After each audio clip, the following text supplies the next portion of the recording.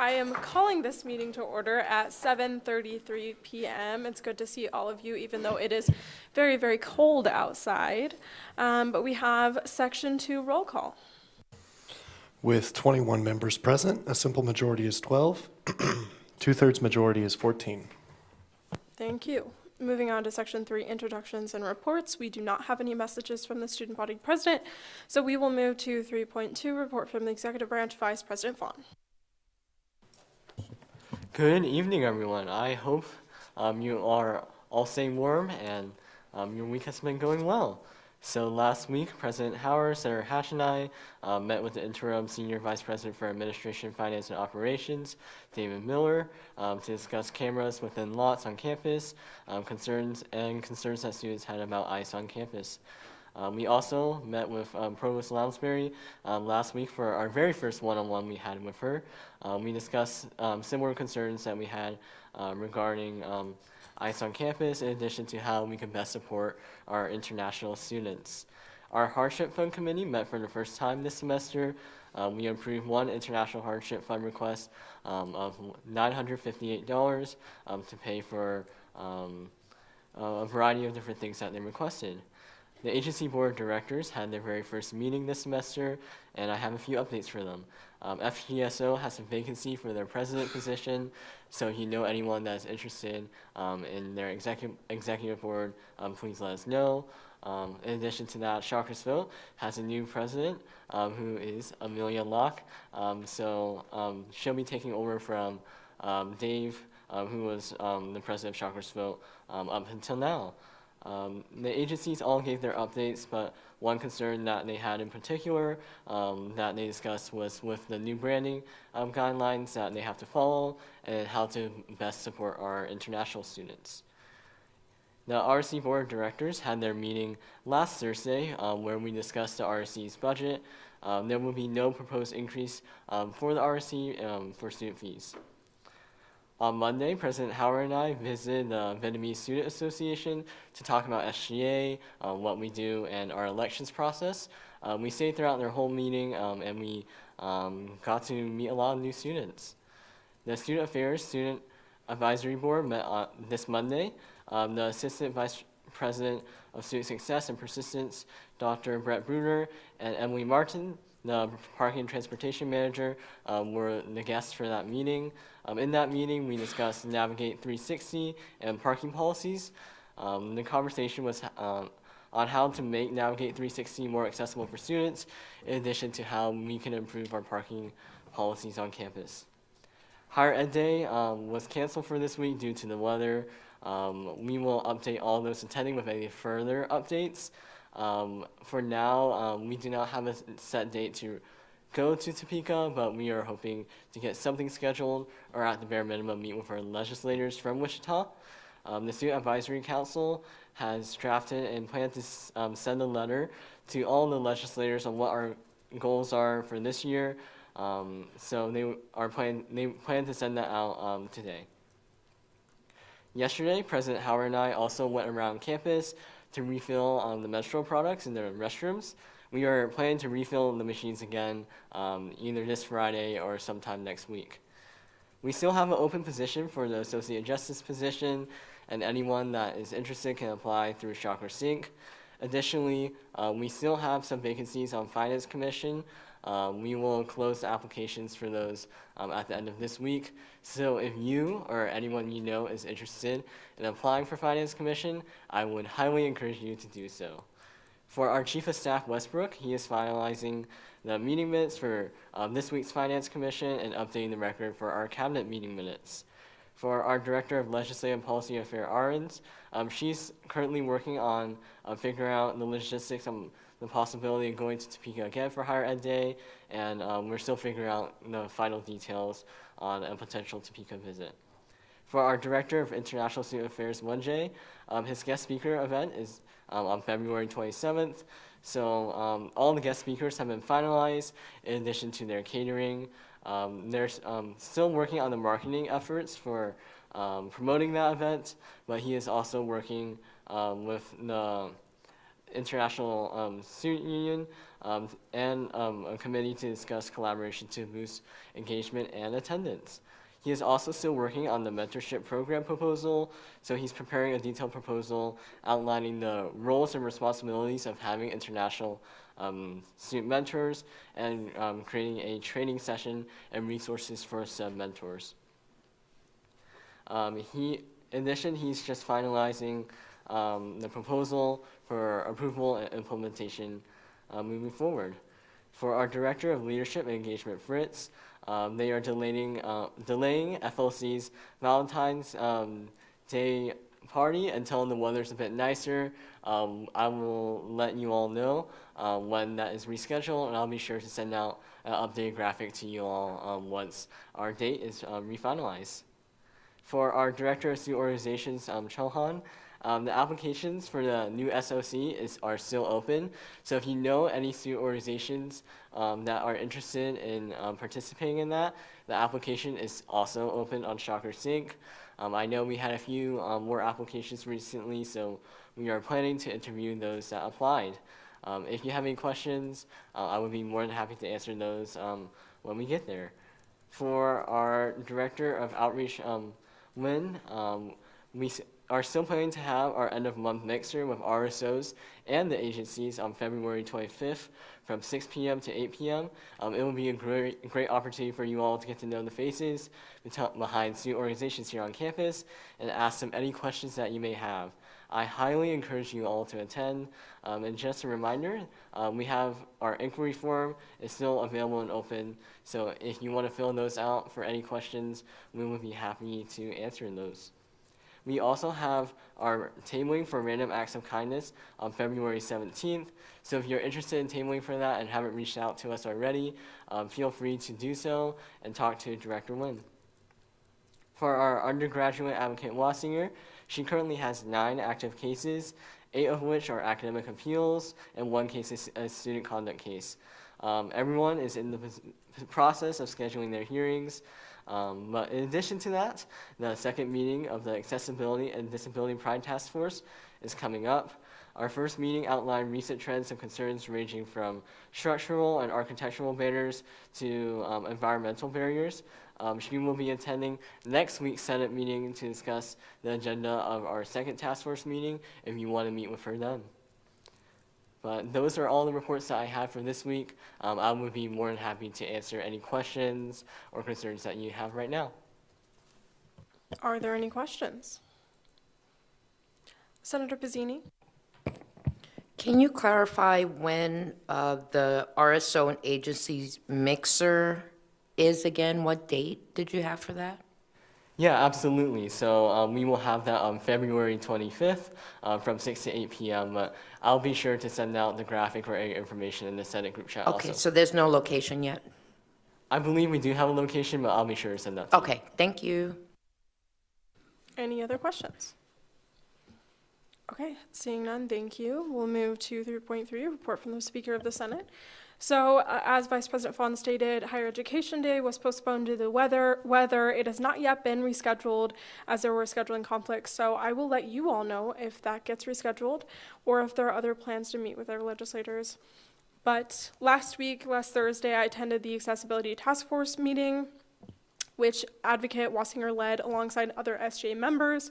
Being present, including Graduate Advocate Tran, President Hauer, and Chairperson Adriana Owens, as well as myself.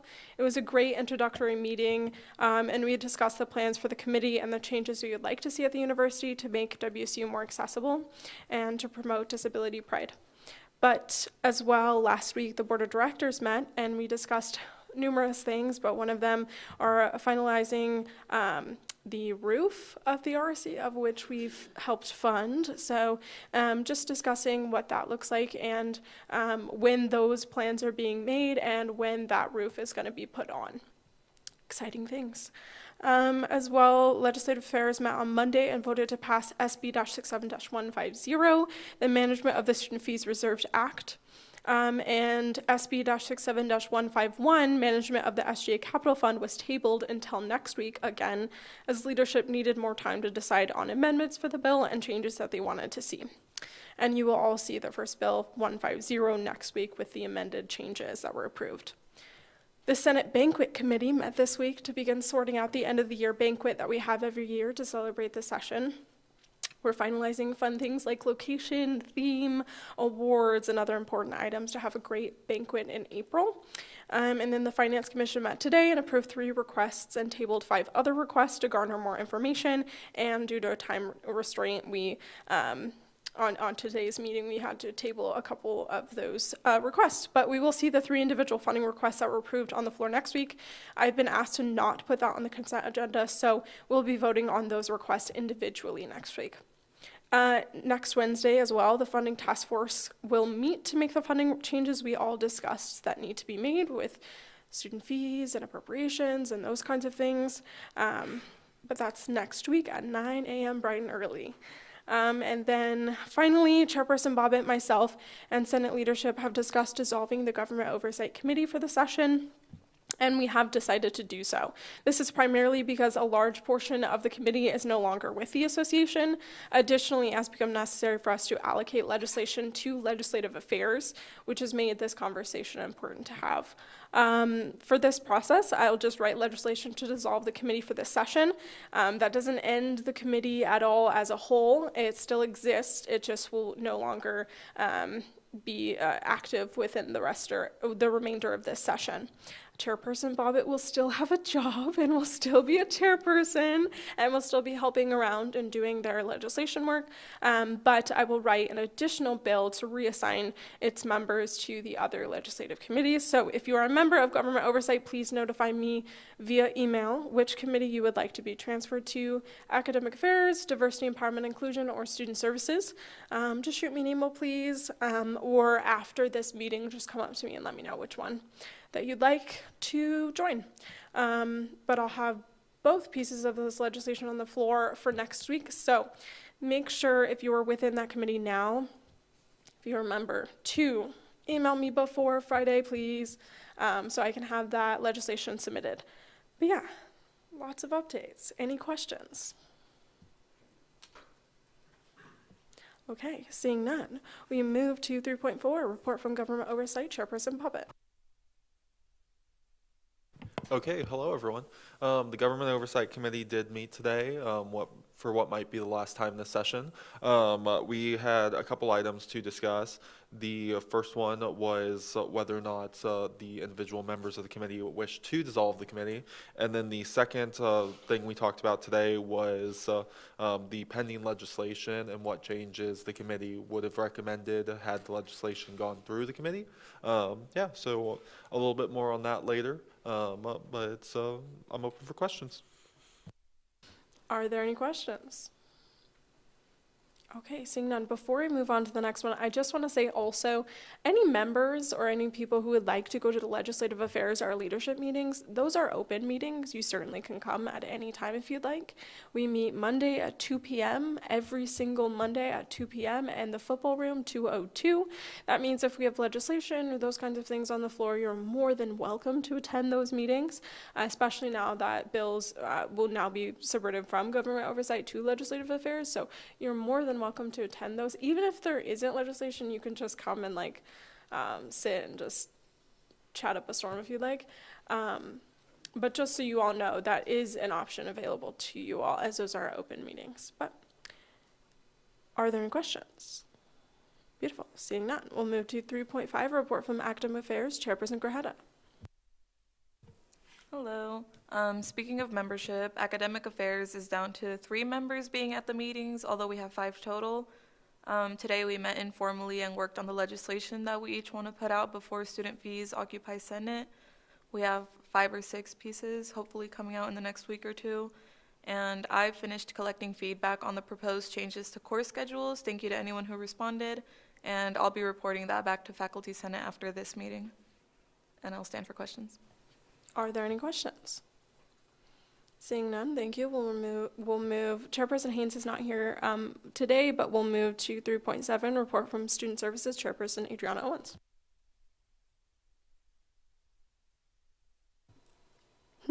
During committee today, we facilitated a joint meeting with the DEI committee. Student Services voted unanimously to table both the ADHD testing fund and stop the spread legislation until next week. The Accessibility Task Force met for the first time on the 6th. We discussed a survey, a proposal for changes to campus to meet ADA requirements, current legislation in the works regarding the ADHD testing fund, and legislation regarding academic accommodations and professor accountability. I'm open to questions. Are there any questions? Seeing none, great. And just also a reminder for diversity, empowerment, inclusion, the ICE Out ICE legislation was passed with a few amendments and will be on the floor next week for its final read. I know AJ would have told you all that, but he's busy at the minute, and that's cool and fun. But you will see that next week. Now we'll move to 3.8, report from the central office. I would just continue to encourage you to share the election information out with your peers and your constituents. And as a reminder, if you choose to run for election again next year, you will have to go through that process again. So please make sure you're doing that. The application does close first week of March. So please share that information with your peers and encourage your peers to run for the seats in the student government. And that is all that I have. And if you have any questions, let me know. Are there any questions? Okay, seeing none, we'll move to Section 4, Public Forum and Presentations. Public forum provides a chance for individuals to have the privilege of speaking before the Senate. This is a time for the association to listen to what the community has to say, and to that we offer undivided respect and attention. I would like to remind everyone that although we allow the speakers the privilege to use this platform, the opinions of the speakers do not necessarily reflect the opinions of the association or the university. So we did have one person, she wasn't able to make it today or last week, but that's okay. I will put in the teams their presentation. It was just another, an individual coming to discuss the scheduled change, the potential idea of a schedule change, which I don't have all the information for, so that will be in the teams. Please don't ask me questions about that. Is there anyone else who would like to speak in public forum? Okay, seeing none, we'll move to Section 5, approval of consent agenda. Today we have appointing our very own Tyler to the Finance Commission, as well as appointing members of the Association Student Organization Council. So if you'll just take a look at those. But are there any objections to approving the consent agenda as such? Thank goodness. Beautiful, yay.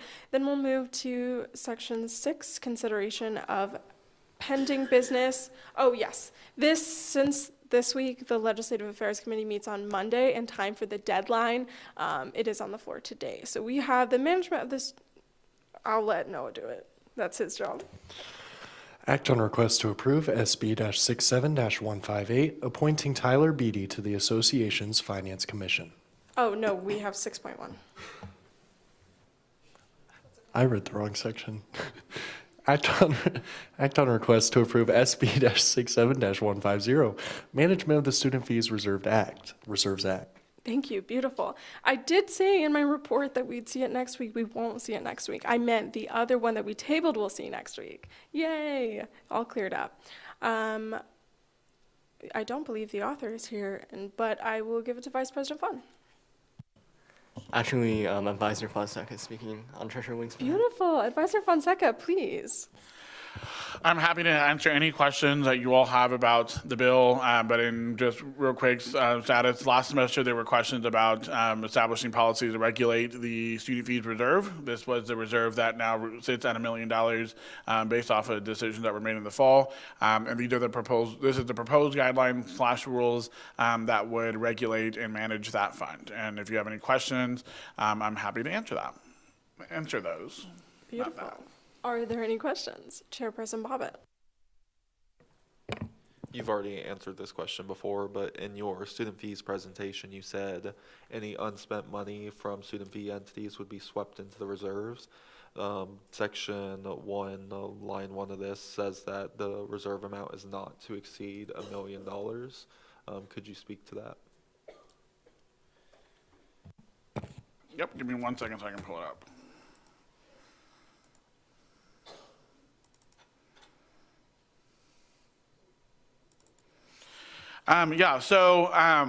This is prior to the decision that happened in the fall semester, there was still about a $300,000 gap in the student fees reserve that we would have to transfer funding into to make it up to $1 million.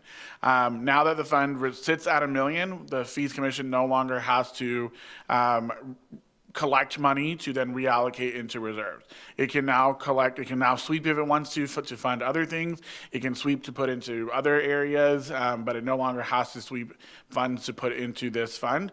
And so more than likely, this now means that departments can continue to build up their reserves as they want to. Finance Commission has the ability now to take those funds and spend them in other areas. So maybe that's reallocating them into one-time projects or one-time uses of things, but no longer has to move money to put into the reserves moving forward now that this is in compliance with Chapter 15 of the student fee statute, and now that it sits at that number. So we'll no longer put more than $1 million into this fund, but if we ever spend it, then we have to then replenish it back to the $1 million. Does that answer your question? Awesome. Are there any other questions? Okay, seeing none. This is this bill's second read, so we will move directly into the debating period on this item. Is there anyone who'd like to speak? Chairperson Bobbitt? Could I request that Gabe put the bill on the television, please? I presume that means amendment? Yeah. Okay.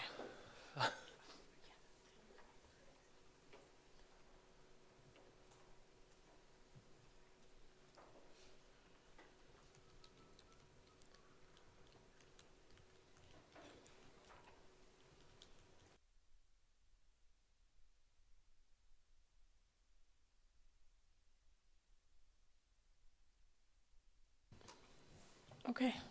What is your amendment? I would like to amend Act 1, Chapter 7, Section 2, Part 2, to a portion not to exceed 5% of the student fees reserve shall be readily accessible or shall remain readily accessible for emergency use, unplanned critical needs within student services as proposed by the student body president and approved by the student senate.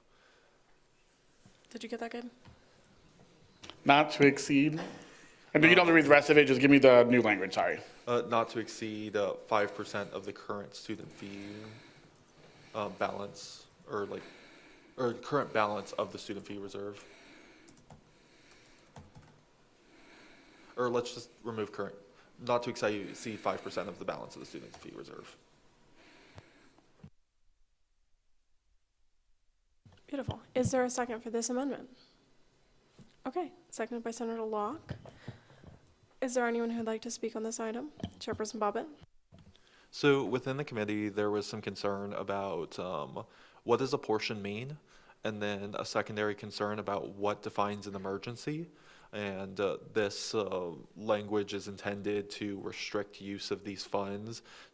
It said a portion is not to exceed 5% of the balance. That means that if we're at $1 million, then $50,000 would be available. If we're at $500,000, it would be $25,000 could be used. And it provides some rails to how much money we can pull out of this fund for non-enrollment challenge issues. And then separate, but I would love some clarification on what an emergency means. So yeah, but we'll get there. Is there anyone else who would like to speak on this amendment or ask questions? Senator Hatch? I am in favor for limiting how much we can pull out of this, but I maybe want to see that number a little bit higher. I believe that in the time we've been here that there's already been multiple pulls in excess of that amount, if I'm remembering correctly. Yeah, so I just don't want to completely hamstring our ability to react to an emergency that we haven't defined yet, obviously, but yeah. Anyone else? Senator Lewis?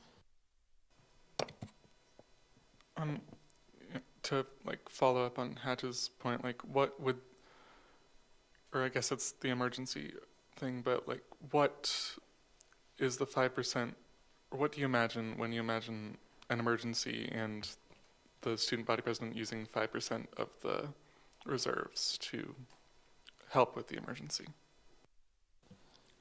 I'm going to actually give a second to Advisor Fonseca so he can provide some clarity. Yeah, and that's a great question, and I think honestly that's up to the decision of the president, the Senate at that point to determine if the request would be one. I think specifically this line was written to say, next session may come up with a really cool idea. Well, let's pretend maybe down the road, 5 sessions from now, comes up with a really cool idea and doesn't have the special projects fund that we have today. And so in order to pay for that, they may want to say, well, let's dip into the student fees reserve and that great idea, maybe it's a critical need to student services. Maybe, I don't know, this is a hypothetical. The cameras on the blue lights across campus go off, and that was a $60,000 project once we did it before. They may say that's a critical need to student services. We want to try and provide some resources to pay for that. Maybe that's an example. And there's no special projects fund that exists anymore, so they may say their only recourse is to take it from the student fees reserve. I would assume that this cap that is being proposed would say then you can do so if both bodies agree, but you can only take $50,000 to do it, or the 5% to do it. Would maybe be an example of what I would determine be a critical unplanned need because it didn't come into the budget. I think the word emergency would have to be for that president to justify to the Senate that this is an emergency, and for the Senate to agree that that is or is not. But it's a very great question to determine what definition of emergency is, and I'm going to maybe take the cop-out answer and say that's up for the president to make the recommendation to the Senate and be successful in getting that vote passed. Senator Hatch. If the central office could maybe just to fill everybody in, give some examples of past uses of this budget and how much we've pulled, just so everybody gets a feel for that. This session, we did not pull money from it because we had the special projects fund. Last session, we pulled $50,000 to pay for the RSO stimulus fund. We took $75,000 from it to pay for the enhancements to the appropriations fund last year. The year before, we took another $35,000 to pay for appropriation enhancements at that point. So a lot of it has been $35, $50, $75, $100,000 to contribute some of those costs in there as well. This past year, well, no, we paid for that as a special project, so never mind. But those would be some of the most recent examples since that fund was established and had some rules around it as well. Does that answer your question? Vice President Fon. I agree with the sentiment on having some caps on how much we can pull out of the student reserves. Though I would like to see this number be a little bit higher, just as to not handicap whoever the student body president is and give them some form of discretion, whatever the emergency may be. And ultimately, I think the Senate will have to approve whatever allocation they propose. So I would prefer something a little bit higher, like 10, 15%, as opposed to 5%, because as was stated earlier, 5% is only 5% of 1 million, the full amount is only $50,000, and years where it's not full, it's a lot less funds for whoever the student body president is. Senator Miller. To bounce off of that, what Vice President Fon has said, maybe add an amendment where it says not exceed 5% of the balance. And if it does reach to 5%, then we can send it to a vote on the Senate floor to increase it to 10% as as a needed, but make it so that it's not maxed out at just 5%. To clarify, senators, remember we're in consideration of amendment to change it to 5%. So if we have additional amendments in the future, we can do that, but we do have to fail, or we can pass it and then amend it again. But let's keep it germane to the topic at hand, which is just that 5% amendment. Is there any other discussion on this item? Chairperson Bobbitt? Yeah, I'd love to explain how we got to a 5% recommendation. So Gabe's, or Advisor Fonseca, Dr. Advisor Fonseca's kind of hypothetical and the example of that is the exact reason why we wanted a cap on this. This fund is not meant to be a we need money slush fund. Over the past couple years, it's been a convenient place to pull from, but this fund was specifically established to address shortfalls in enrollment and the impacts that that has. While I do sympathize with the need of future senates to pull money, I do think they need to find it elsewhere, because this is not free money, it's a loan. If any money pulled from this reserve does have to be put back into the reserve, and kind of going back into earlier conversations, student governments love spending money, but they are not so willing to refund what they've pulled from the reserves. So over the past couple of years, as we've pulled money from the student fee reserves, it's always been kicked to the next session to figure out how to pay it back, and there has never been a sustainable plan to do that. While I could see, or at least I'd be willing to entertain the idea of some flexibility on the number, I would very much so not be in favor of drastically increasing the amount of money that we're taking out of this fund. Any other? Senator Hatch? I agree with most of those sentiments. I think that maybe we could address some of those by defining what an emergency is a little bit more, so we can only pull funds in like very specific situations and not use it as a slush fund in that way, because I don't think that that is a good use of the funds. I also think that maybe it could be a flat number that we just pick, because there would have to be a lot of bad things to happen to the fund for this to be the situation, but I also don't want to put the student governments in the situation where they're at 5% and that means they can only pull $25,000, and that's not enough to cover like an enrollment issue. So like putting a hard cap, even if we stay at the 5%, just putting a hard cap at $50,000 or something would be much more, that'd be more comfortable for me. Advisor Fonseca? I want to be clear, this section doesn't stipulate enrollment shortfall. The fund itself is designed to deal with enrollment shortfall. This 5% would not prohibit the ability, if we were down $100,000, the Senate would then be able to approve a $100,000 transfer to cover shortfall. This is specifically saying, this section right here, section 2.2, is saying anything that's not enrollment issues. There's already language above that says we have to balance the budget. The student fees reserve may be hit so we can make the transfer to do it.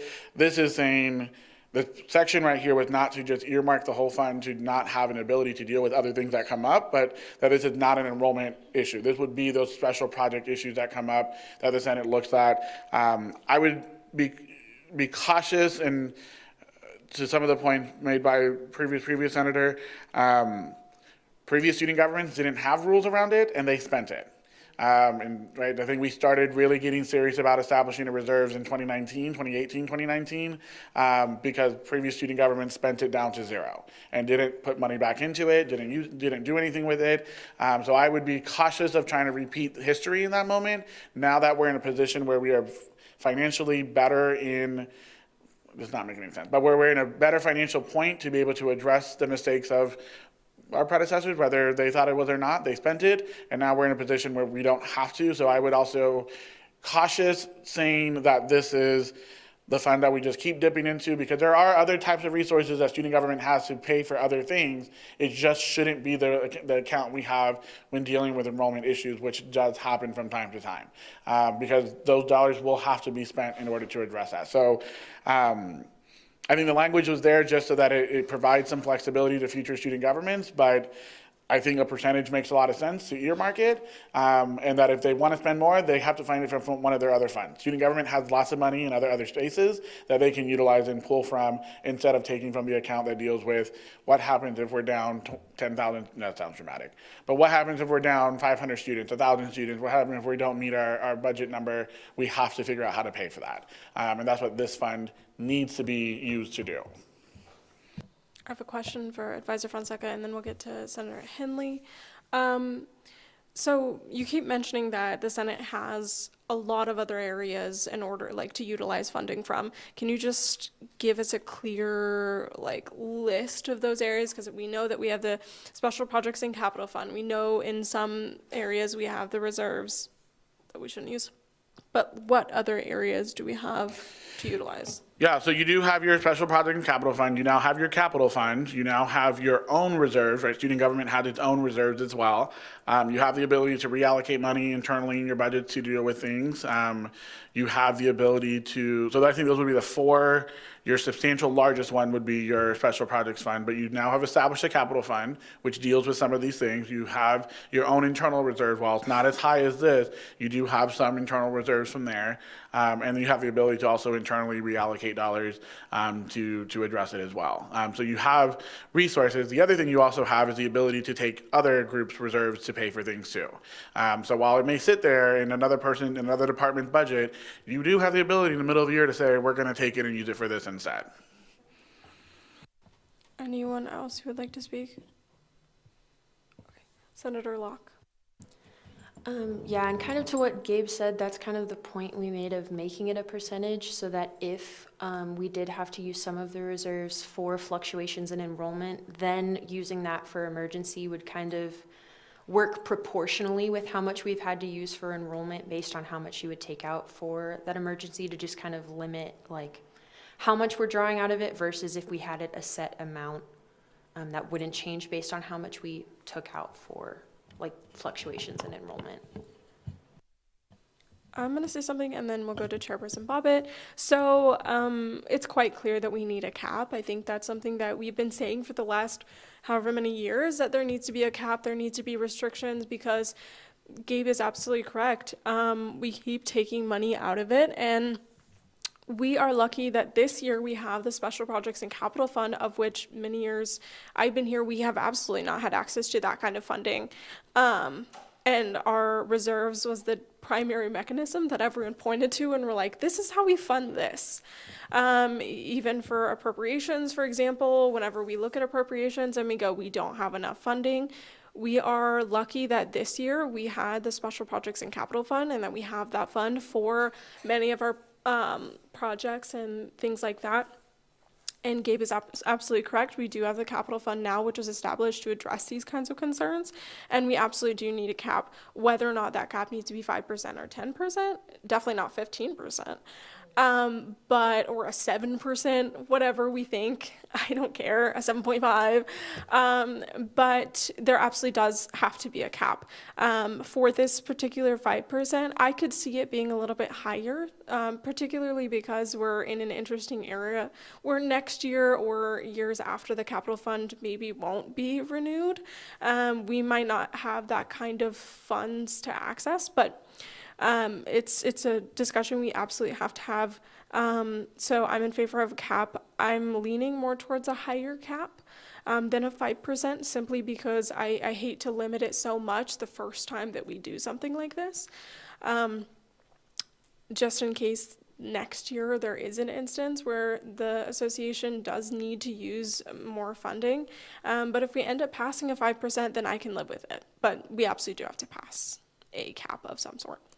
Senator Mallard?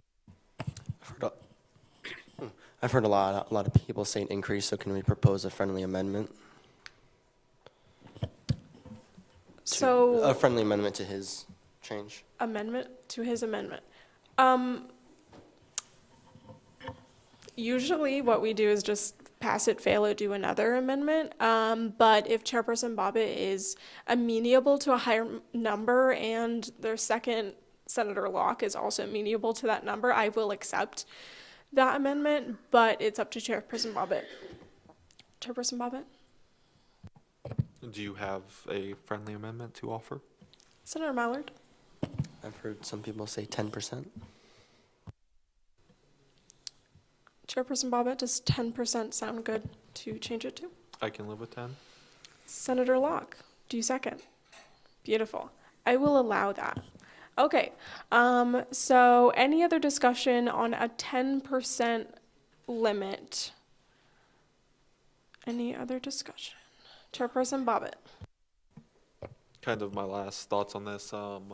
As we were discussing some of the other funding sources that would be available, the area that I wanted to point out is critical need within student services. A lot of our student fee funded entities have their own reserves. So we can, there's a burden sharing aspect there. They have 10% that they're allowed to keep to themselves to prepare for emergencies. So this would be in addition to whatever fees they have. We have the capital fund now, which is $250,000 set aside for one-time expenditures. And I would categorize an emergency as a one-time expenditure. Yeah, there's money in other places.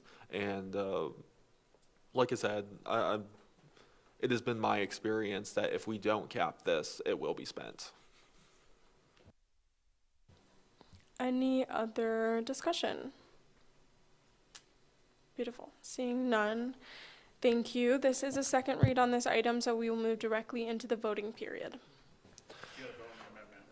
For the amendment. Just the amendment, right? Just the amendment. Oh, sorry. To clarify. Just the amendment itself. To put a cap for 10%. Should have clarified there, not the bill itself. We haven't done the amendment yet, yada, yada. Amendment. All right, make sure when you turn it on, you double tap A slowly so that it actually registers. And then voting's open.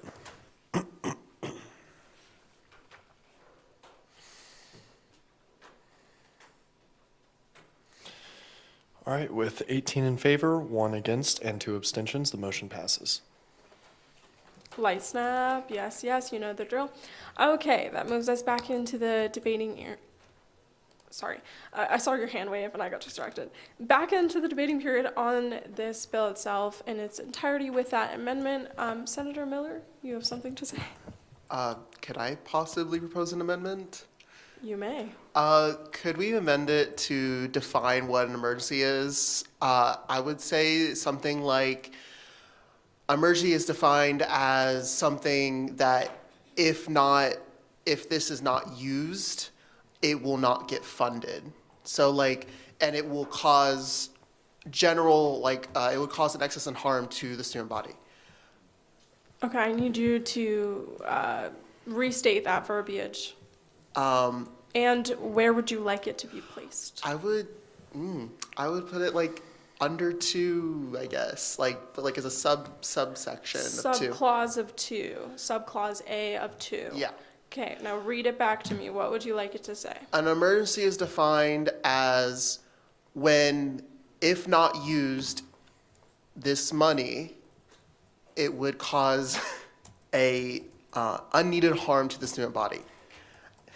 Might need a friendly amendment to get the language perfect, but that's what I've got. It's causing unneeded harm to the student body, excess harm. Gabe, do you have that? Do you need clarifying questions? Yes. Again, I would be cautious about trying to define emergency. And my only reason is unintended harm. How do you define that? I think the more you define it, you're going to have to say, how do you define that?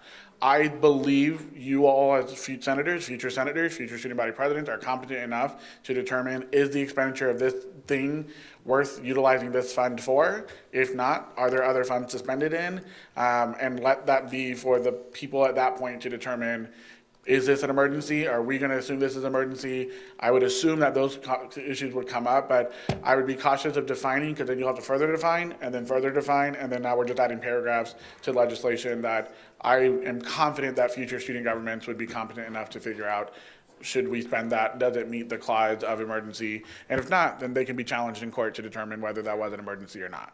So I think unless you have a specific actual definition that doesn't then need more definitions, then I would be cautious about trying to define it. Now, just a reminder to the body, an amendment does need a second.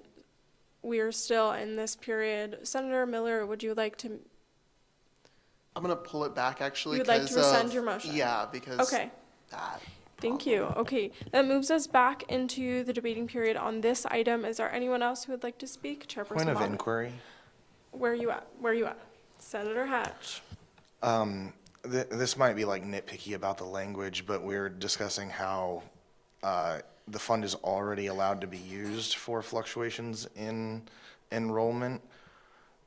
Where exactly, like, I understand that it kind of says that, but it doesn't actually, like, Section 2 is use of the fund, when it can be used and how it can be used. Section right here and above talk about the fluctuation of enrollment. Also to clarify, this fund is for that. That is what this fund was established for and has been established for. Any other excess spending from that was pulled by the Student Government Association for XYZ projects or those kinds of things. I'm mostly saying that, like, my reading of the language doesn't actually, I could be wrong, but my interpretation of the way it's written doesn't actually authorize the use. It just talks about what it's supposed to be used for, but it doesn't authorize it, because in Section 2, Part 2, it actually says a portion of this will be allowed to be used for this. So in Section 2.1, it does have here at the end, and fluctuations in enrollment.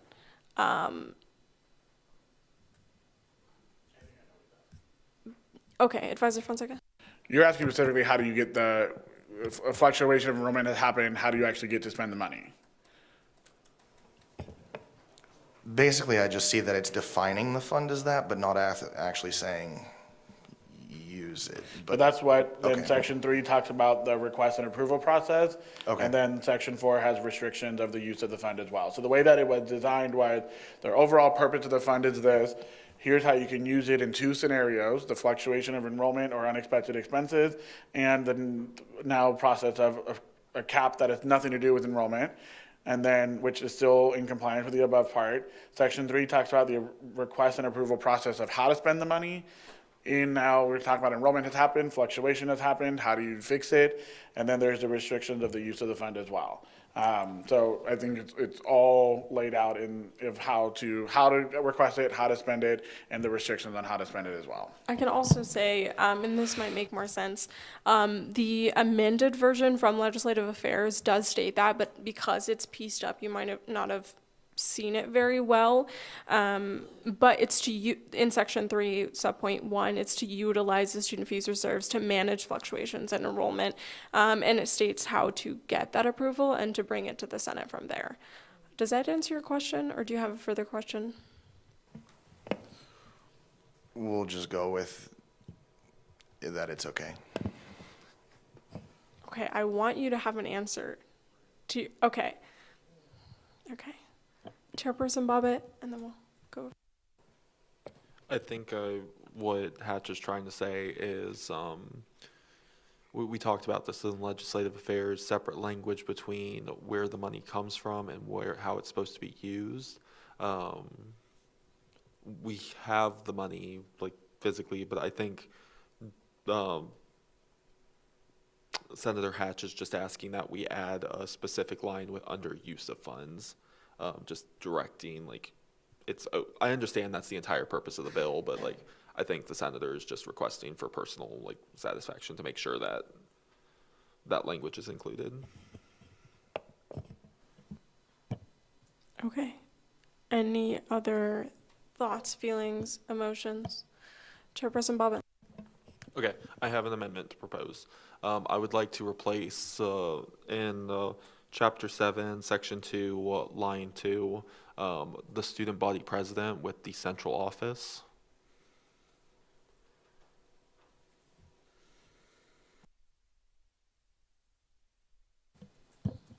Is there a second to this amendment? Seeing multiple seconds. Okay. We'll move directly to the debating period on this item. Chairperson Bobbitt, would you like to speak? You have the floor. So this amendment kind of brings the language and structure in line with Section 3, where we leave it up to the central office to identify and report that there has been a budget shortfall. And I think this also addresses concerns about what defines an emergency. In my personal opinion, the central office, having experience of being around for multiple sessions, would be better able to dictate okay, this is and say this is extremely untypical versus the whim of an individual executive to say this is an emergency for my session. Is it an emergency long-term for the college, or is it something that is, once again, a convenient source? I have a question. Can the central office propose legislation?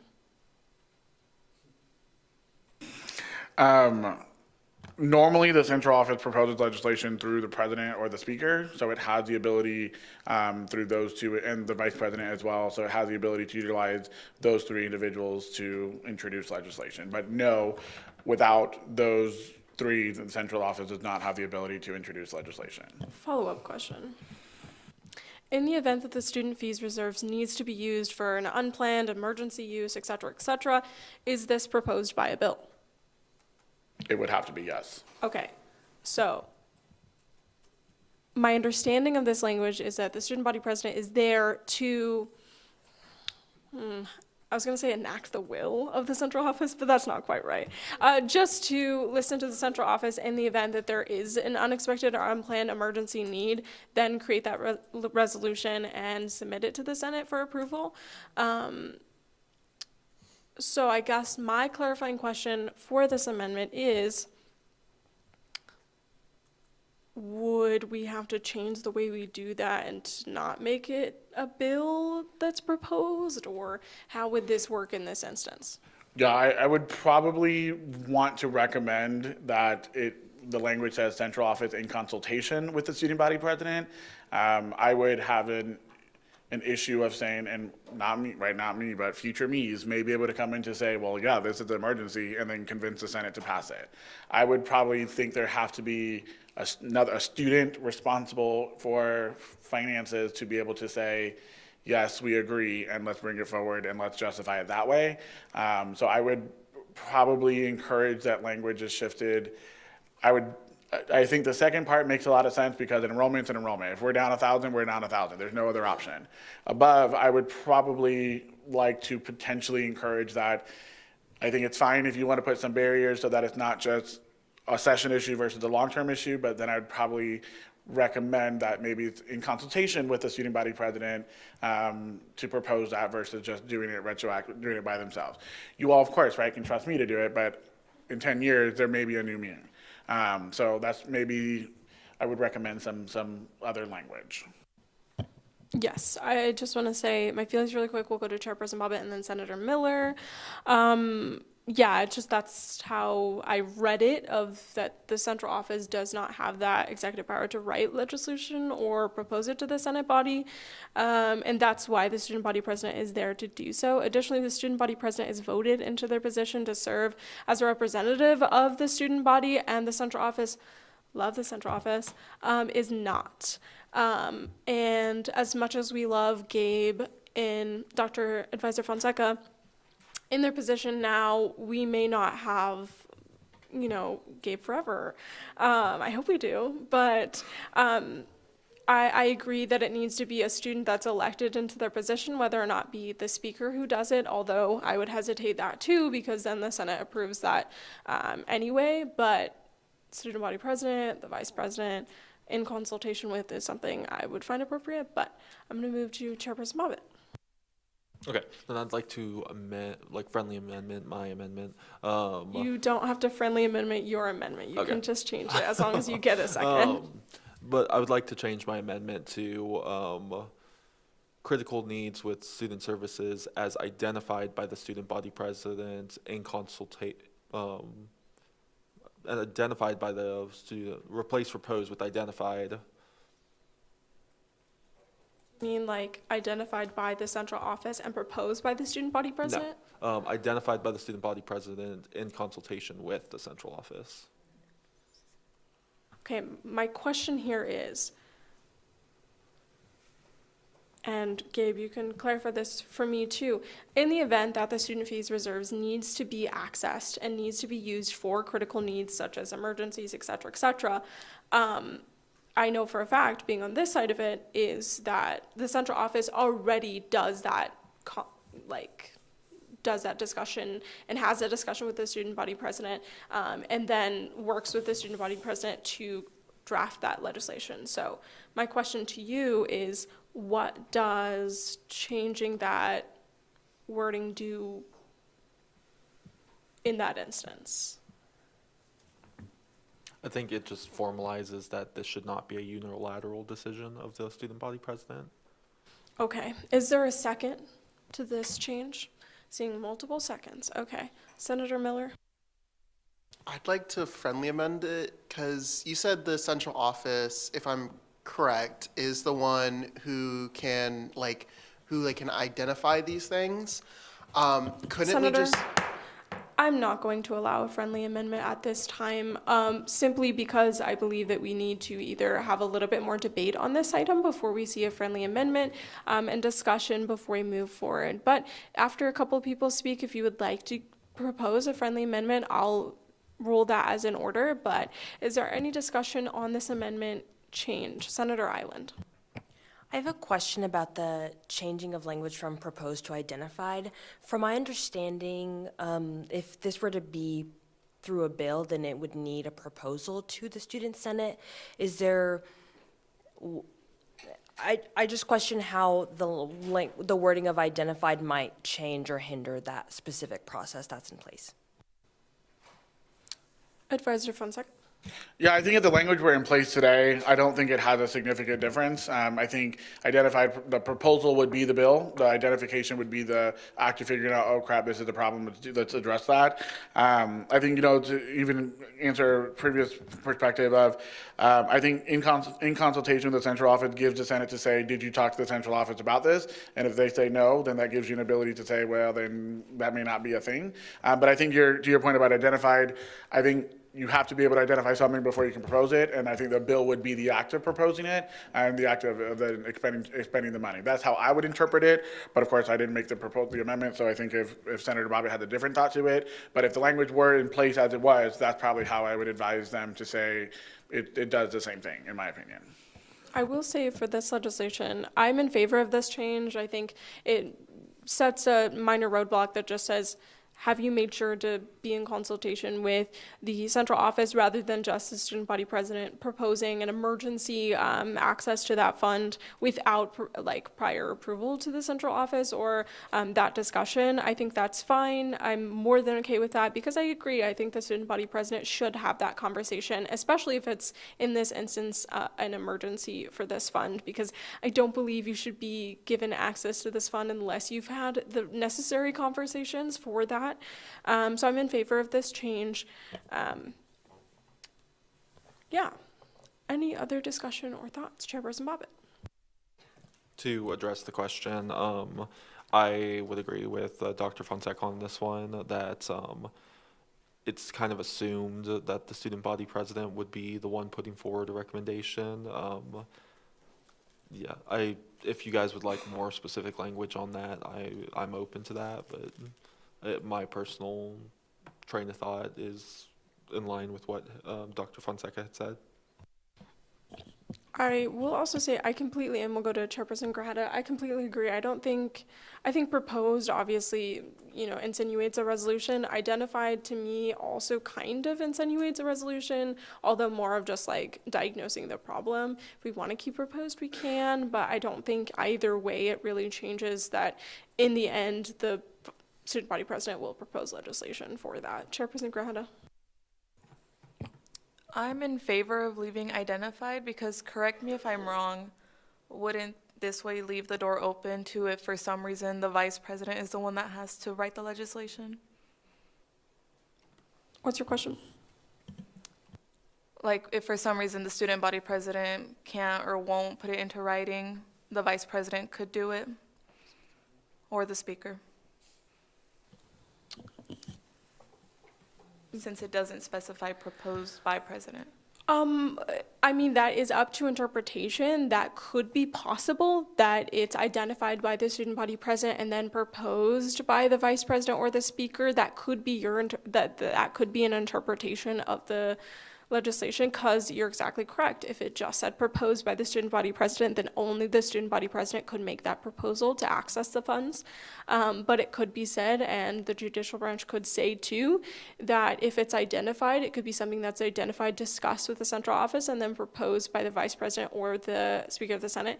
Although if it doesn't explicitly say that that proposal can be made by the vice president or the speaker, so it is just simply up to interpretation of the association, the central office, the student body president, or the judicial branch. But if we have Advisor Fonseca? Yeah, I would agree, and I don't think it prohibits or limits of who's actually doing it, because most times most presidents direct their treasurer to do all financial bills anyways. So even if if President Howard today decided this is an emergency, this is a problem, Treasurer Wing would be the one who would come into the Senate to propose it anyways. I think this is just identifying that the issue has been identified by the president. Someone is going to propose it. I don't necessarily think it would matter of who is making that proposal, other than that the issue has been identified, and now someone amongst that team has to go and submit it to the Senate to deal with it. Most times, if I was the president, I would have the treasurer go do it, because that's the treasurer's job. But I think I understand what you're saying, but I don't think it limits the introduction of that issue to the Senate either. Super interesting. I really liked that question. Senator, yeah, I was just like, you're right. Senator Miller. So then my next question is, okay, I understand why we might not want it to be identified by the central office, but why not the treasurer in this case? Like maybe like a multiple people working on the identification and not just one person. So in case like anybody notices something, like instead of just, like, it doesn't make sense to me. Yeah, so just to clarify for this, it doesn't prohibit, as we stated earlier, the ability for the treasurer to act as that designee in this case and write that resolution and submit it to the Student Senate for approval. So to answer your question, it doesn't limit that. This legislation, while it previously said proposed by the student body president, now I guess from Chairperson Grajeda does say identified, which also gives a little bit more of interpretation and space for the student body president to allow for the treasurer to propose that legislation. But regardless, the treasurer does, in almost all cases for funding bills for the executive branch, propose that legislation anyway. It's a good discussion, but I think we're getting in the weeds here a little bit. And I want to remind us that we are back here in this amendment. So let's reel it back in so we can really get this legislation passed. Are there any other questions? Did that answer your question, Senator Miller? A little bit? Okay, if you have another question, you just let me know. But as it states, it does not limit the treasurer or the speaker or anyone else the ability to discuss those items. In this case, and I know for a fact, it would be in discussion with the vice president, the president. I would be there, Treasurer Wong would be there, Advisor Fonseca would be there. It would just be, and then Chairperson Buffett would be there, and our other chairs if they want to. But in this instance, if an emergency did pop up, it would be all of us in a room together. It would just, Kylie's name is on that legislation. So it's a formality, I think. Senator Miller, do you have another question? Yeah, I was just trying to figure out if this would possibly could be like, have to think of the possibilities of it being abused, and since possible corruption, thinking about, is there any bylaws that would kind of prevent that just being purely student body president interpreted as that? Like, could it be like, is there any requirements in the executive branch to delegate powers directly and by in the bylaws? So the student body president always reserves the right to appoint any of their members of cabinet as a designee, or to have only really the treasurer and the student body president reserve the right to access and to submit legislation in a formal capacity. But in this instance, and I can assure you that I don't presume that there'll be any foul play or any thing like that, just because it leaves it up to interpretation there. Moreover, in any case, and most cases, it will be the student body president who proposes that legislation in tandem and working with Advisor Fonseca, myself, whoever's in the speakership, the vice president, and the chairperson, Bobbitt, who serves in that capacity as well. Interesting hypothetical, but I want to make sure that we're getting back into this space. Vice President Fawn. Yeah, to address some of those concerns that Sarah Miller had, if there's any case of corruption or anything, the Senate will still have to approve any allocation taken out of student fees in this instance. And if anything of that nature did happen, the Senate can always impeach the sitting president if it ever got to that extreme. So I would highly caution going to that hypothetical because there are already so many safeguards in place for mismanagement of funds, or the Senate can always say no to propose allotments taken out of the student fee reserve. Yeah, and just to also add, in this case, this amendment is also to bring it back to the amendment itself. This amendment would also require the discussion to be had with Advisor Fonseca or whoever serves as the central office in this case, so there would be that check there as well. But let's bring it back here. Any other discussion specifically on this amendment?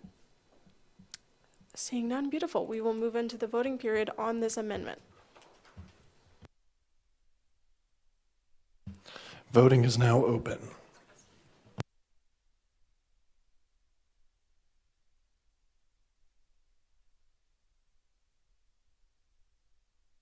We're still missing one.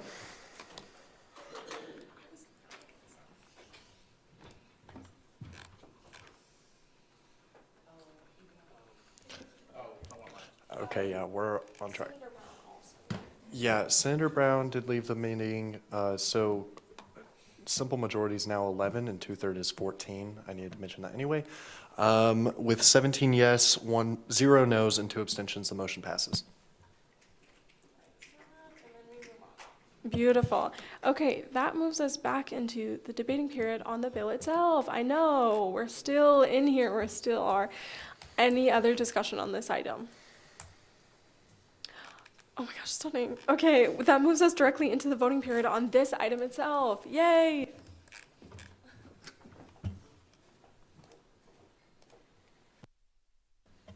Voting is now open.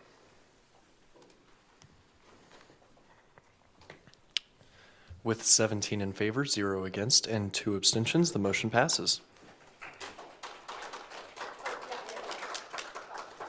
Sorry, I was so stuck in amendments that I forgot that it's clapped for the bigger one. Okay, we move to section 7, consideration of new business, but before we do so, I will turn over the chair to Vice President Fawn, as I'm the author of this bill. All right, we will now move into 7.1. Act on a request to approve SB-67-160, amending the appointment of senators. Speaker Owens, you have the floor. Hi, oh my gosh, so fun to be over here.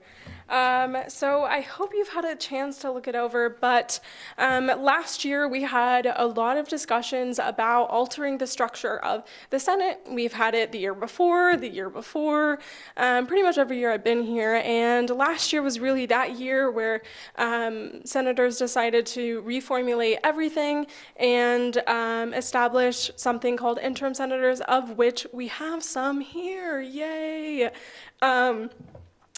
I want to remove that. I think last session, Chairperson Thompson, J. Thompson, the Government Oversight Chair, did some fantastic work.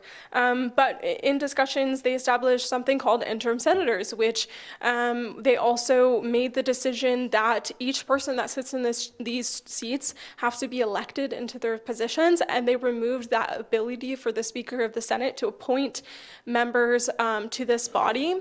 Every year I've been here before that, people were able to be appointed to this body to serve. But because we amended that to only allow for those who are elected into this body to serve, this year we are seeing a staggering less amount of people as we go every single month.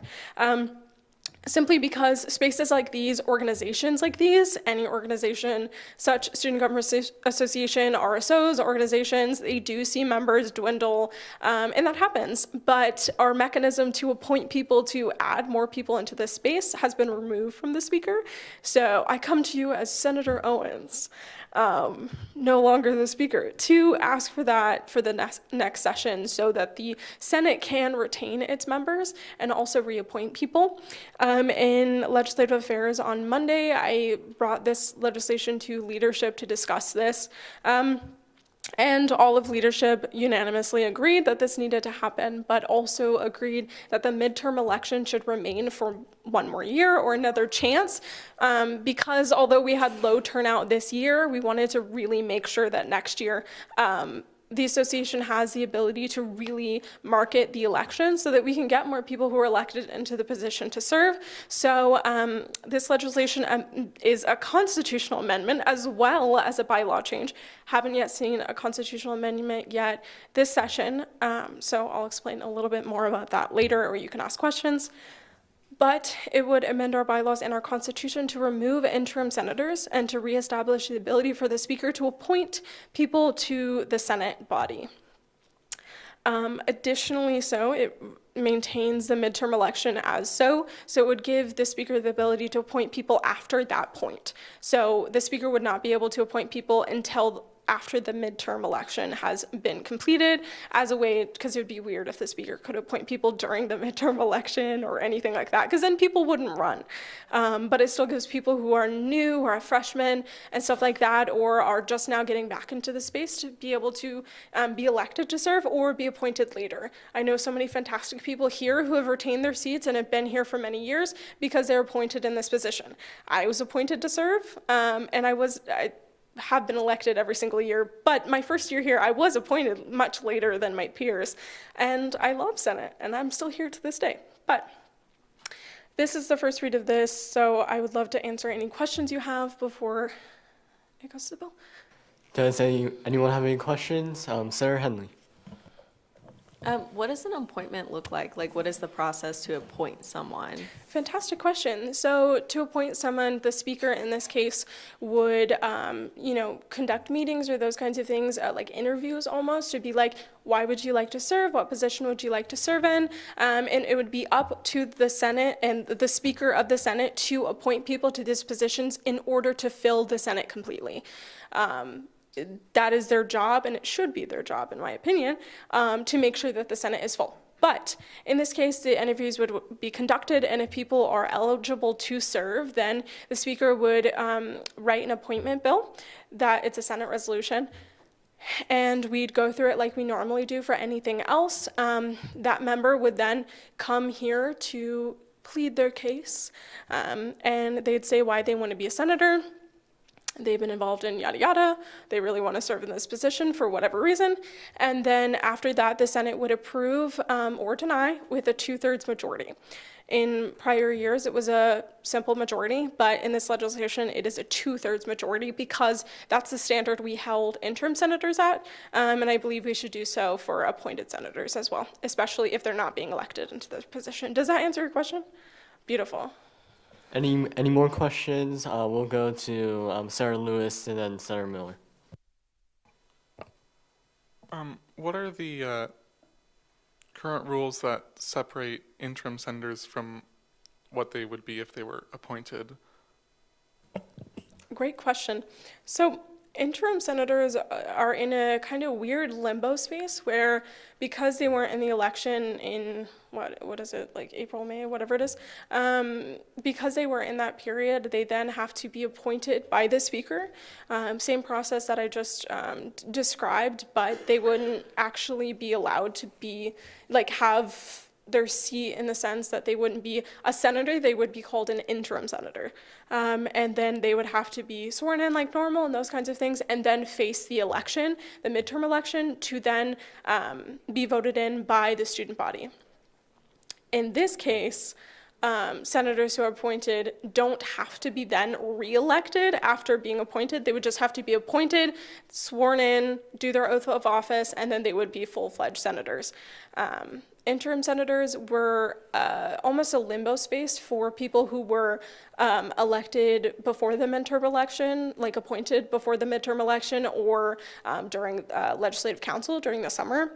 For example, Chairperson Grajeda was an interim senator and then an interim chairperson and then had to go through the election in order to confirm. So like a three-pronged appointment, which I thought was, well, unnecessary in this space. Does that answer your question? Senator Miller?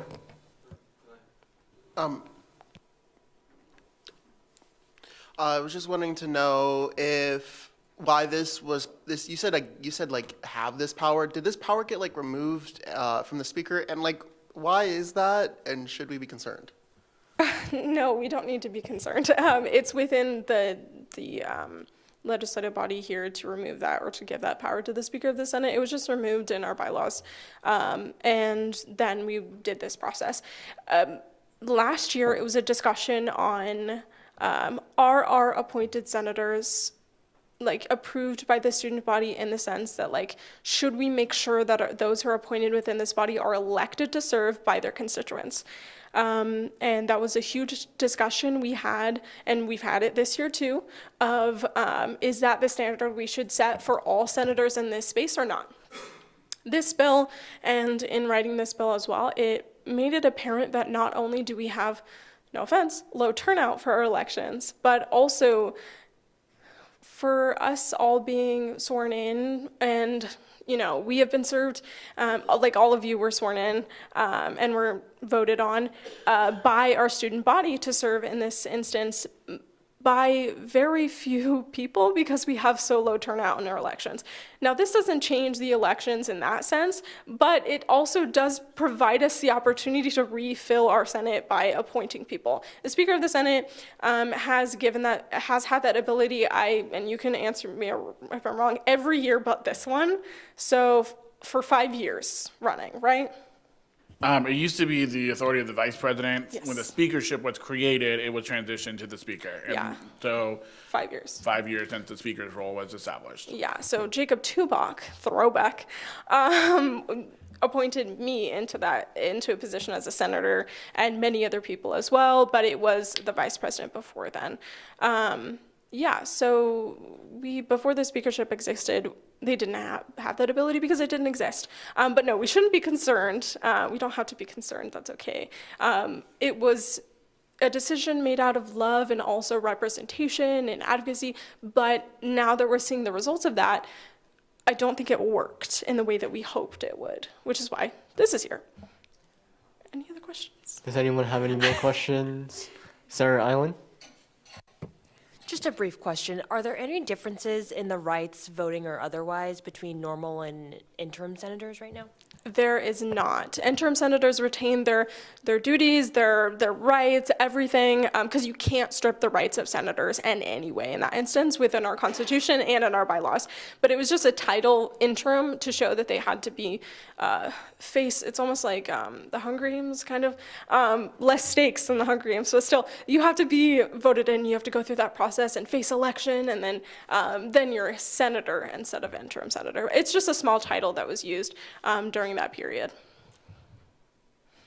Does anyone have any more questions, concerns? Senator Bobbitt? Okay, because I feel like we're kind of missing this one.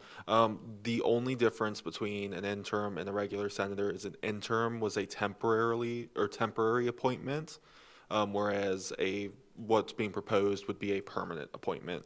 Interim senators were temporary until they had gone through the election process. Yes, I hope I clarified that. If I didn't, thank you for clarifying.